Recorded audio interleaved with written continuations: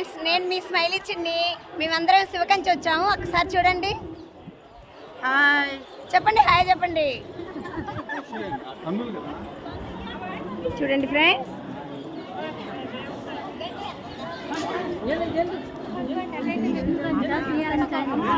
శివకంచి అంట.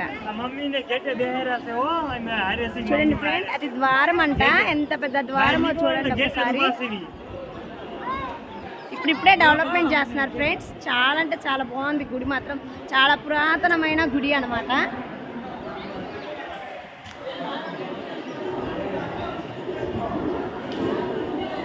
By friend.